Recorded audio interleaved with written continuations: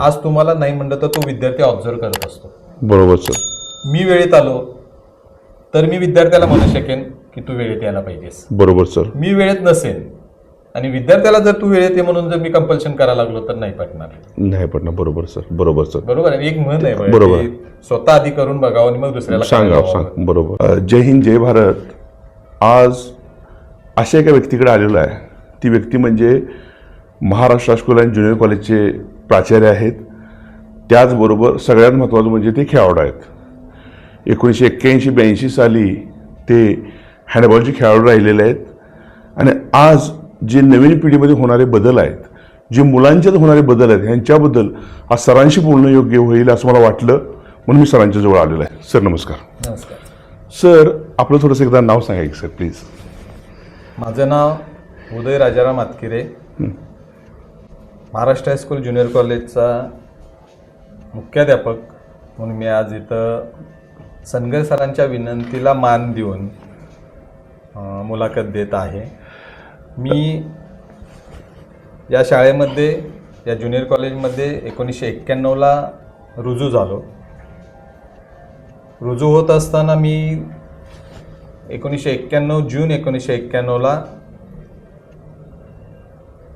पहिले 6 वर्ष इयत्ता 5वी ते 10वी पर्यंतच्या वर्गांना शिकवत होतो. 1997ला मला प्रमोशन मिळालं आणि ज्युनियर कॉलेजकडे रुजू झालो. ॲज अ प्राचार्य म्हणून ज्यावेळी तुम्ही काम करताय, जे नवीन पिढीमध्ये जे बदल आलेले आहेत याबद्दल तुमचं मत काय आहे सर? की जे मुलांच्यात आता जे बदल झालेले आहेत त्याच्याबद्दल तुमचं मत काय? त्यांनी काय करावं? त्यांनी काय करावं म्हणण्यापेक्षा, म्हणजे विद्यार्थ्यांनी काय करावं म्हणण्यापेक्षा शिक्षक, पालक यांची एक जबाबदारी अशी मोठी आहे की जी मधल्या काही काळामध्ये त्यांच्याकडून पार पडले की नाही पडले याच्याबद्दल थोडी साशंकता निर्माण होते. त्याला समाजाची जी काही एक घडी म्हणतोय ती थोडी फार डिस्टर्ब झालेली दिसून येते. कशामुळं? तर पूर्वीच्या काळामध्ये बघितलं तर मुलांची संख्या म्हणजे अपत्यांची संख्या जास्त होती. बरोबर. आत्ता बघितलं तर अपत्यांची संख्या कमी झाल्यामुळं जी काय अपत्य आहेत, 1 आहे, 2 आहेत, ती थोडीफार लाडकी म्हणून गणली गेली जाऊ लागली. बर बर बर. आणि त्यामुळं मग समाजामध्ये समजा आज मी वर्गात शिकवायला गेलो आणि एखाद्या विद्यार्थ्याने अभ्यास केला नसेल तर त्याला काहीतरी पनिशमेंट दिली, तर पनिशमेंट दिल्या दुसऱ्या दिवशी लगेच पालक विद्यार्थ्या म्हणजे पाल्याकडून किंवा पाल्याच्या बाजूने भांडत येतात आणि मग त्याचा इम्पॅक्ट नाही म्हणलं तर शिक्षकांच्यावर झालेला दिसून येतो. मग शिक्षक शेवटी काय म्हणतात की याला शिकवलं, शानं केलं, याच्यावर संस्कार केले तर माझा पगार काय वाढणार आहे किंवा कमी होणार आहे अशातला काय भाग. बरोबर आहे सर. बरोबर आहे. आणि त्या अनुषंगानं जर आपण विचार केला तर मग पालकांचं लाडकं म्हणून आणि शिक्षकांचं मग दुर्लक्ष याच्यामुळे त्यांच्यावर, विद्यार्थ्यांच्यावर किंवा पाल्यावर जो काही संस्कार घडायला पाहिजे तो घडलेला दिसून येत नाहीये. ॲज अ पालक म्हणून त्यांनी कशा पद्धतीने जबाबदारी पार पाडावी, मुलांच्याकडून काय कशा पद्धतीने अभ्यास करून किंवा घरातलं कामकाज करून घ्यावं, हे तुमचं मत आहे सर? कसं आहे, थोडीफार पालकांच्याकडे पण शिस्त असणं गरजेचं आहे. बरोबर सर. बरोबर. एक काळाची गरज आहे. शिस्त ही काळाची गरज निश्चितच आहे. ज्या घरात शिस्त आहे त्या घरातला तुम्हाला जो पाल्य असेल किंवा मग आपला विद्यार्थी म्हणून, शिक्षक या नात्यानं विद्यार्थी म्हणून असेल, त्याच्यावर संस्कार चांगलेच झालेले दिसून येतात. बरोबर. शिस्तीमुळं. म्हणून तर तुम्ही जर विचार केला तर मिलिटरीच्या पर्सनकडे शिस्त दिसून येते. बरोबर. परंतु कॉमन पर्सनकडे शिस्त असते, ती मुलांच्यात रुजताना दिसत नाहीये. बरोबर सर. ती रुजणं जर गरजेचं असेल तर शिक्षक आणि पालक यांचं कुठेतरी कोऑर्डिनेशन असणं गरजेचं आहे. क्या बात आहे. बरोबर आहे सर. बरोबर आहे. यांचं जेव्हा कोऑर्डिनेशन घडत नाहीये त्याचा फायदा विद्यार्थ्यांनी पाल्य घेत असतो. मग आता मला हा एक प्रश्न विचारायचा आहे सर, की तुमचे वडील पण शिक्षक होते आणि तुम्ही विद्यार्थी दशेत असताना समजा तुम्हाला कोणतं मारलं तर तुम्ही तुमची तक्रार तुमच्या पप्पांच्याकडे करत होता का तुम्ही, की बाबा एखाद्या शाळेत वर्गात तुम्ही काम अभ्यास केला नाही मारलं किंवा शिक्षकांनी ग्राउंडवर मारलं? कधीच नाही. कधीच नाही. कधी अशी तुम्ही आठवत नाही तुम्हाला? शिक्षा दिल्यानंतर पप्पांच्यापर्यंत किंवा वडिलांच्यापर्यंत मी कधी गेलेलोच नाही. आणि जर गेलं तर काय त्यांचं रिॲक्शन काय असणार? होतं कसं, म्हणून तर मी पहिल्यांदा ते थोडंफार सांगण्याचा प्रयत्न केला हा. की मी या शाळेचाच विद्यार्थी आहे बर बर बर आणि माझे बाबा याच शाळेत होते, बरोबर ऍज अ टीचर म्हणून, ऍज अ उपप्राचार्य म्हणून, ऍज अ प्राचार्य म्हणून. बरोबर. त्यामुळे त्यांना नाही म्हणलं तर त्या माझ्या शिक्षकांच्याकडूनच माहिती मिळत होती की उदयनं आज अभ्यास केलाय नाही केलाय, ही जी माहिती मिळत होती. त्यामुळं होत होतं कसं, ही माहिती मिळणार हा. त्यांना या भीतीपोटी मला करायला लागायचं. मग तुम्हाला असं कधी प्रसंग आला का हो सर की मार खाल्लाय तुम्ही पप्पा असताना सुद्धा इथं असं पप्पा शिक्षकांचं असताना खाल्लाय की मार, खाल्लाय शिक्षकांचा? खाल्लाय. माझे एक इंग्लिशचे टीचर MT पाटील सर म्हणून, आता मुख्याध्यापक म्हणून ते रिटायर झाले आहेत, आता आहेत. हा. त्यांच्या तासाला काय होतं, इंग्लिशचे शब्द पाठ करायला लागायचे. बरोबर. आज हे विद्यार्थ्यांना हे करावं लागत नाहीये, कारण आपण इव्हॅल्युएशन सिस्टमच बदलली असल्यामुळं विद्यार्थ्यांना शब्द पाठांतर असायला पाहिजे, शब्द त्यांच्याकडे संग्रह वाढायला पाहिजे, अशी कोणाची अपेक्षा दिसत नाही. मग आम्ही जेव्हा शिकत होतो तेव्हा 10वी पर्यंत आमच्याकडून इंग्लिशचे शब्द पाठ करून घेतले जायचे. बर बर बर. आणि जर ते पाठ नाही झाले तर उलट्या हातावर छडी मिळायची. बर. डस्टरनं उलट्या हातावर छडी मिळायची.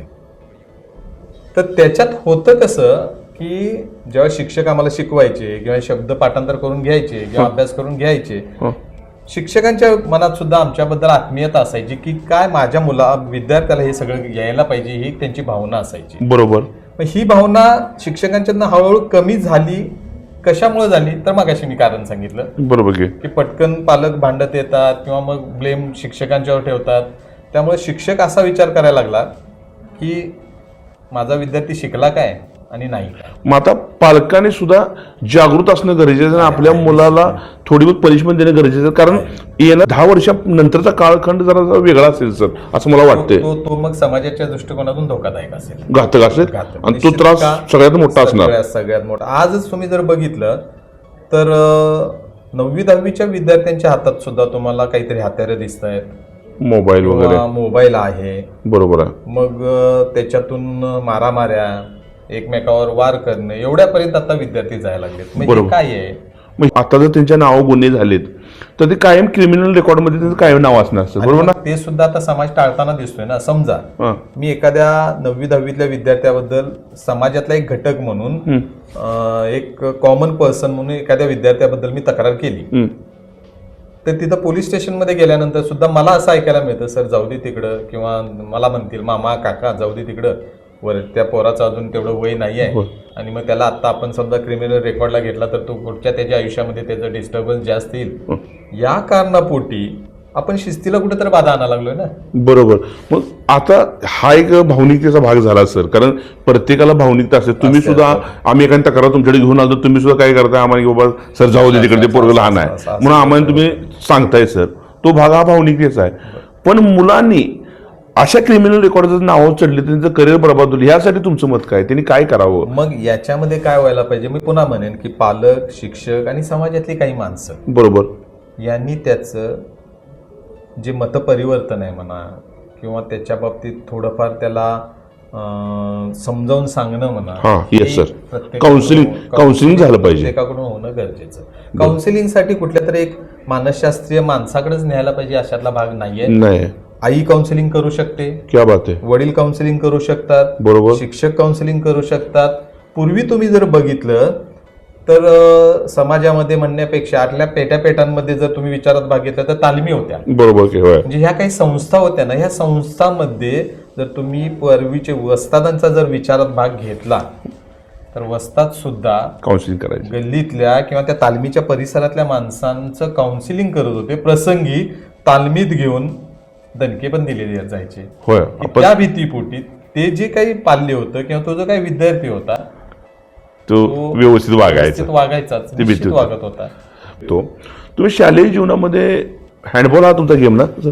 हँडबॉल पहिला एक म्हणजे 11वी 12वीच्या दरम्यान मी हँडबॉल खेळलो. बरोबर. मग त्यात कुठं पण खेळलात सर? काय त्या स्टेट लेवल पर्यंत खेळलो. स्टेटला? बरोबर. त्यानंतर मी त्या खेळाकडून डायव्हर्ट होऊन फुटबॉलकडे गेलो. बर. मग तुम्ही शिवाजीपेठेमध्ये राहता का? शिवाजीपेठेमध्ये आधी राहतच होतो, त्यामुळे फुटबॉल हे तुमच्या उशालाच होता. त्यामुळे आणि माझे बाबा आणि त्यांचे मित्र म्हणजे RD अतकिरे सर आणि AG वनिरे सर, ही जोडगोळीच अशी होती की यांनी नाही म्हणलं तर कोल्हापूरचा फुटबॉल वाढवण्यासाठी खूप मोठी सिंहाचा वाटा आहे. बर बर. आज तुम्हाला कोल्हापुरामध्ये प्रत्येक तालमीची जी टीम दिसते ना, हा हा हा. किंवा आज असं जरी म्हटलं की माझ्या महाराष्ट्र हायस्कूल ज्युनियर कॉलेजला जो काही इतिहास मिळालेला आहे की गेली जवळजवळ एक 45 वर्ष 46 वर्ष आमच्या फुटबॉलची टीम नेहमी राज्यात प्रथम द्वितीय ह्या स्तरावर आहे. होय सर. तर हे जे श्रेय आहे ना ते मी त्या दोघांना देईन. माझे वडील म्हणून मी म्हणत नाही, शिक्षक म्हणून. शिक्षक म्हणून ते स्वतः दोघं पहाटे 5ला इथं येऊन प्रसंगी हे प्रमुख पाहुणे म्हणून रवी साळुके बोलवलेले बर बर. दहावीच्या निरोप समारंभाच्या वेळी. त्यांच्या टीमच्या वेळी तुम्हाला सांगतो साधारण ती टीम 81च्या दरम्यान नाही 78 का 79च्या दरम्यानची टीम. बर बर.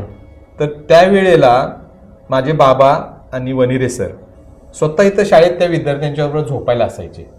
क्या बात. रात्री झोपायला इथं बोलवायचं, त्यांना झोपायला वगैरे लावायचं, विश्रांती द्यायची, पहाटे 5ला उठवायचं, ग्राउंडवर न्यायचं, सकाळ संध्याकाळ त्यांच्याकडून प्रॅक्टिस करून घेतला, सराव करून घेतला. तेव्हा त्या टीमचा पहिला नंबर आला.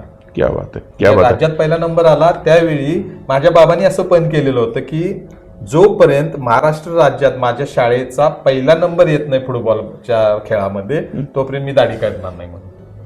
आणि त्या टीमच्या विद्यार्थ्यांनी त्यावेळेला त्यांना पंढरपूरमध्ये दाढी करायला लावली.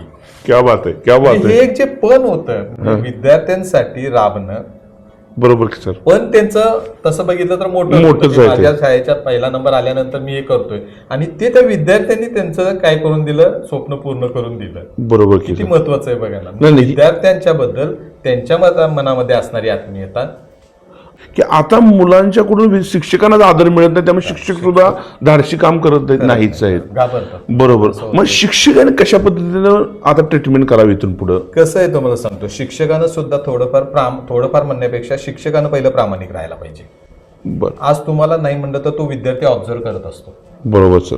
मी वेळेत आलो तर मी विद्यार्थ्याला म्हणू शकेन की तू वेळेत यायला पाहिजेस. बरोबर सर. मी वेळेत नसेन आणि विद्यार्थ्याला जर तू वेळेत ये म्हणून जर मी कंपल्शन करायला लागलो तर नाही पटणार. नाही पडणार. बरोबर सर. बरोबर सर. बरोबर आहे. एक म्हण आहे बरोबर. की स्वतः आधी करून बघावं आणि मग दुसऱ्याला सांगा करायला लावावं. सांग. बरोबर बरोबर. मग त्या उक्तीप्रमाणे आम्ही शिक्षक वागेना जाऊया ना. सर की तुम्ही महाराष्ट्र हायस्कूलचे विद्यार्थी राहिला, प्रिन्स शिवाजी मराठा बोर्डिंगच्या आवारात वावरला सर. तुम्हाला मोठमोठी लोक तुम्हाला बघायला भेटली सर तुमच्या कालखंडामध्ये, बरोबर. तर तुमच्या आठवणीत असणार असं व्यक्तिमत्व कोण हो? नागनाथांना नायकवडी यांना बघितलं तुम्ही? बघितलं. बर. त्यांचं कसं शब्द, त्यांच्यात काय वाटत होतं ऊर्जा येण्याचं काय? कसं आहे तुम्हाला सांगतो, तो एक स्वातंत्र्य सेनानी म्हणून तर माणूस होताच. हा स्वातंत्र्य सेनानी असताना त्यांच्याकडे जर बघितलं ना हा. तर एक भारदस्त व्यक्तिमत्व आणि साधं व्यक्तिमत्व. भारदस्त दिसत होतं कुठल्या ह्याच्यात, ते त्यांचा पोशाखानुसार. बरोबर. आणि त्यांची बरीचशीच उदाहरणं माझ्या बाबांनी मला सांगितलेली होती. कसं काय? बाबाचं माझ्या त्यांचं लग्न- बाबांचे आणि त्यांचे खूप घनिष्ठ संबंध होते. नायकवडी म्हणजे अण्णांचे अण्णांचे खूप घनिष्ठ जवळचे बर. संबंध. माझ्या बाबांना ते अगदी नावानिशी बोलवायचे? नावानिशी म्हणजे कुठल्या नावाने. माझ्या बाबांचं नाव राजाराम, तर ते राजा म्हणून हाक मारायचे. बर बर. आणि म्हणायचे सुद्धा तू मनाचा सुद्धा राजा आहेस म्हणून. म्हणजे बाबांच्या जवळ माझ्या जो काही प्रामाणिकपणा होता ना, त्या प्रामाणिकपणामुळं नागनाथांनी त्यांना खूप जवळ घेतलेलं होतं. बर बर. मग अण्णांचा कसा स्वभाव हो नागनाथ अण्णांचा? अण्णांचा स्वभाव सांगतो ना मी की वेळेला खूप पक्के. बर. वेळेनुसार तुम्हाला तुमच्या ठिकाणी समजा तुम्हाला म्हटले की आज मी तुमच्या गावात अमुक वाजता येतोय, तर त्यावेळी ते बरोबर तिथं असायचे. म्हणजे एक शिस्त नावाचा प्रकार त्यांच्याकडे खूप मोठा होता. स्वातंत्र्य सेनानी म्हणून तर त्यांचं काही जगजाहीरच आहे सगळं. होय. कार्य तर त्यांचं मोठं आहे. आणि साधा माणूस मी त्यांना का म्हणतो तर त्यांच्या कारखान्याच्या बाबतीत जर तुम्ही बघितलं तर त्यांची मिटिंग होत असताना जर मिटिंग हॉल त्यांचा बघितला तर तुम्ही त्या मिटिंग हॉलमध्ये साधेपणा आहे. मांडी खाली घालून बसायचं, घोंगडं टाकायचं, स्वतः तसे बसायचे. त्यामुळे बाकीचे डायरेक्टर त्या पद्धतीनेच बसायचे. आज तुम्ही कुठल्याही संस्थेत जा किंवा कारखान्यातून जा, त्यांचे मिटिंग हॉल विचारात घ्या. होय. स्टँडर्ड असतात. स्टँडर्ड आहे. बरोबर आहे. खुर्च्या स्टँडर्ड आल्या, बसायला जागा स्टँडर्ड आली, एसी हॉल आले. अण्णांच्या ह्याच्यात एसी हॉल नाहीच आहे. साधी दगडी तुम्ही जर इमारत दगडी इमारत आहे, मध्ये एक कट्टा आहे, त्या कट्ट्यावर अण्णा बसतात, बसायचे. आता नाहीये. आणि मग बाकीचे मेंबर सगळे बसलेले असायचे आणि त्यात बोलणं त्यात असायचं. त्यांची मीटिंग व्हायची. बरोबर. आणि आल्या गेलेल्या माणसाचा पाहुणचार तर एवढा की समजा मी बऱ्याच वेळा पप्पांच्या बरोबर जायचं किंवा मी आता अलीकडे जातो तर आज सुद्धा आमच्या वैभव काकांनी ते शिल्लक ठेवलंय, जे जपलंय की एखादा बाहेरचा कोण माणूस आला तर त्याला पहिल्यांदा जीव खाऊ घालणं, पाहुणचार करणं, आता सुद्धा आज सुद्धा हे होतंय तिथं. ही जी त्यांनी रीत घालून दिली किंवा पद्धत पाडून दिली किती महत्वाची आहे. माणसं किती जपलेत बघा. आणि मग हा भाग आता ती माणसं निघून गेलीत पण त्यांची छाप मात्र काही लोकांच्यावर पडली नाही सर. खरं बाकी कसं झालंय आता ते कोण करणारं नाही म्हणण्यापेक्षा माणसं पण त्या पद्धतीचीच तयार झालेत. त्यांचं तुम्ही भाषण एखादं ऐकलं का हो अण्णांचं? भाषण अण्णांचं ऐकायचा मला नाही प्रसंग कधी आला. नाही का? तेवढ्या ह्याच्यात मी म्हणजे तसं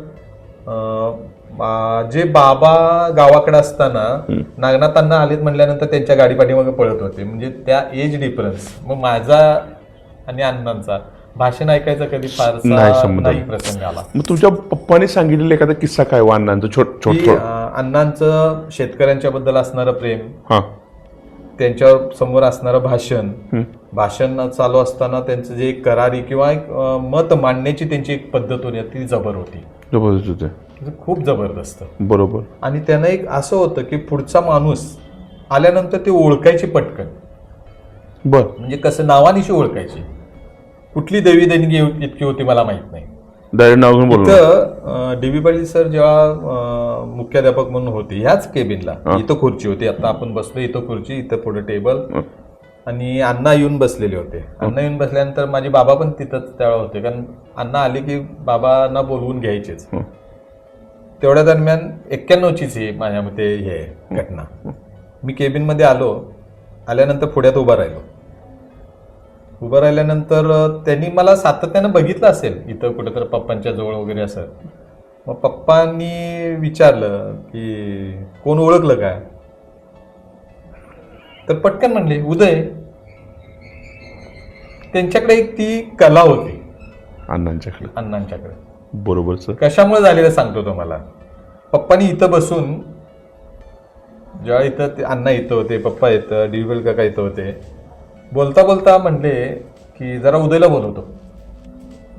अण्णा आलेत, उदयला बोलवतो. तेवढंच लक्षात ठेवलं आणि हे उदय म्हणले. मग किती म्हणजे ती जी एक लकब त्यांची होती ना, खूप महत्वाची. तसं तुम्हाला नाही म्हणलं तर आता मी असं म्हणेन की छत्रपती घराण्यात मालोजी राजांच्याकडे ती दिसते. म्हणजे मालोजी राजांची जी एक लकब आहे ना ती पण तशीच आहे. ते पटकन माणसाला नावानिशी हाक मारतात. बर सर. डी.बी. पाटील साहेबांच्या सान्निध्यात तुम्ही राहण्याची योग आला का? लहानपणापासून. कसं व्यक्तिमत्व काय होते सर? कसं झालं, लहानपणापासून त्यांच्या सान्निध्यात असल्यामुळं बाकीच्या दृष्टिकोनातून ते असे वाटत होते की स्ट्रिक्ट म्हणजे त्यांच्या घरातल्यांना सुद्धा हेच अनुभव. कारण काकी सुद्धा इथं सर्व्हिसला होते. बरोबर. डी.बी. काका आणि काकी दररोज येताना दोघं मिळून यायचे, खरं जाताना त्यांना घरी जावं लागायचं. एक किस्सा त्यांचा मी सांगतो. डी.बी. काका आणि काकी घरातून बाहेर पडत होते.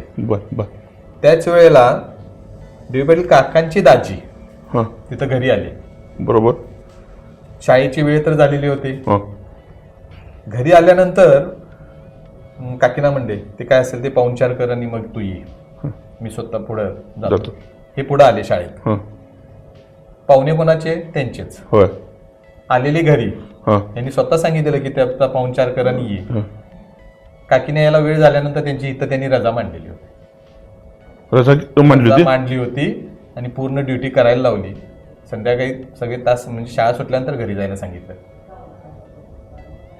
ही जो त्यांचा जो स्ट्रिक्टनेसपणा माझं म्हणून करू शकले असते 100% सर. बरोबर आहे. मी सांगितलेलं होतं पत्नी, तिला सांगितलेलं होतं की तू काय असेल तो पाहुणचार कर, तरी सुद्धा इथं त्यांना वेळ झाला म्हणल्यानंतर रजा. म्हणजे हे मगाशी पण मी तुम्हाला म्हटलं की मी स्वतः ते करणं गरजेचं आहे. इथं शाळेत सुद्धा समजा माझा स्टाफ वेळेत येणं, स्टाफकडे जो काही म्हणजे शिस्तीचा भाग आहे तो जर मी बांधवायचा म्हटलं किंवा त्यांच्या अंगी करायचं म्हटलं तर आपल्याला मी तशा पद्धतीने असायला पाहिजे, तरच तो गुण त्यांच्यात येईल किंवा ते वागतील, अदरवाईज नाहीत वागणार. बरोबर. म्हणजे हा संदेश तुम्ही शिक्षक वर्गाला सुद्धा सांगताय की नियमितता सातत्यपूर्ण राहिलं पाहिजे, शिस्तीनुसार जायला पाहिजे. शिस्त मोस्ट इम्पॉर्टंट थिंग. मला सर हा एक प्रश्न विचारायचा आहे की शिक्षकाने विद्यार्थ्यांना कसं विश्वासात घ्यावं? एखाद्या विद्यार्थ्याला समजा एखादा विद्यार्थी चुकी करायला लागलाय, पण त्याला कसं विश्वासात घ्यावं? तुमचं मत काय? आज तुम्हाला जर बघितलं तर तुमच्यावर म्हणजे शिक्षकांच्यावर एवढे बॅन्स आणलेत की शिक्षकांनी विद्यार्थ्याला मारायचं नाही, बोलायचं नाही, केसाला सुद्धा वापरायचं नाही. हे कशामुळे आलं? हां तर प्रत्येक वेळी तुम्ही विद्यार्थ्याला जर समजा माझा वैरी समजायला लागला तर मग हे तुम्हाला सोसावं लागणार किंवा भोगावं लागणार. मी सुद्धा माझे स्वतःचे अनुभव सांगतो. 91 पासून आज तागायत बघितलं तर मी सुद्धा विद्यार्थ्यांना झटके दिलेत की.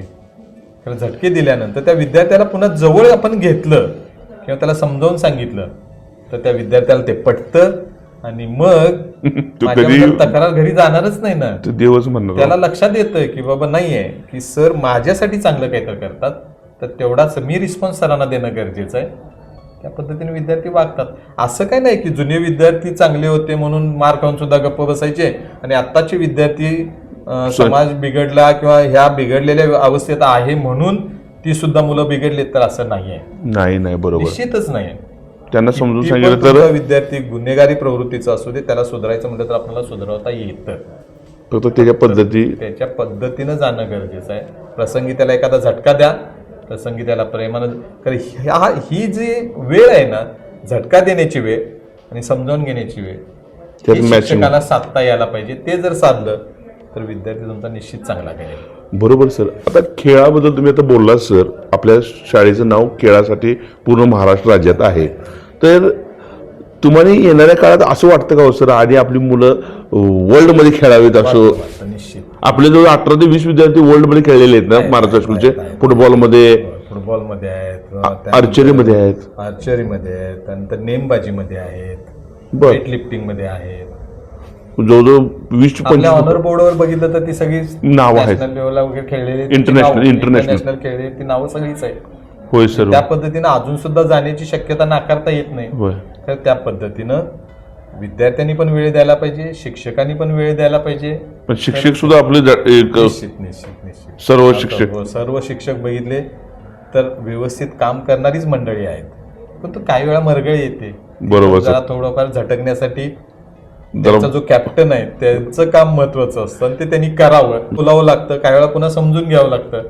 आता जसं मगाशी मी संतोष पाटील सरांना म्हटलं की रजा नाही देणार, तुमच्या रजा शिल्लक किती आहेत तर 3-3.5 आहेत. तर रजा नाही देणार म्हटल्यानंतर ते गप्प बसले. थोड्या वेळानं म्हणले सर असं नाही, मला जरा काम ते महत्वाचं आहे आणि मला जावं लागणार आहे. हे समजून घेणं सुद्धा गरजेचं आहे ना. आधी जरी नाही म्हटलं असलं बरोबर तरी सुद्धा नंतर त्यांना मी दिली ती रजा. का दिली तर कारण योग्य आहे नाही हे तपासणं पण गरजेचं आहे. बरोबर सर. नाहीतर उगाच मग सर माझ्याकडे आले, रजा ठेवली माझ्या पुढ्यात, मी सही केली, रिकामं झालं, या पद्धतीने नको. सर्व लोकांनी चौकस राहणं गरजेचं आहे. म्हणजे हेच महत्वाचं आहे. समजावून घेणं गरजेचं आहे. पदाधिकाऱ्यांनी पण चौकशी बुद्धीनं जाणं गरजेचं आहे. त्याच पद्धतीनं समजूतदार पद्धतीनं स्टाफनं जाणं गरजेचं आहे. आज सर रजा द्यायला नाही का म्हटले, काय काम आहे का हे समजून घ्यायला पाहिजे ना. माझंच काम मी जर महत्वाचं म्हणलं तर त्याच वेळेला शाळेचं काम काय वेळा सुद्धा महत्वाचं असण्याची शक्यता आहे आणि त्यावेळेला ते नाही म्हणत असावेत. बरोबर असं पण आहे ना. बरोबर आहे सर. एक व्यसनाधीनता एक सिस्टम आली आता लहान लहान मुलांच्या मध्ये. म्हणजे इलेक्ट्रिक सिगरेट असू दे सर किंवा लिकर दारू असू दे, हे थोडं मुलं घेताना दिसत आहेत. यामुळे त्यांचा काय दुष्परिणाम होऊ शकतो भविष्यात सर? परिणाम म्हणजे काय, त्याचं आयुष्यच बिघडणार आहे सगळं.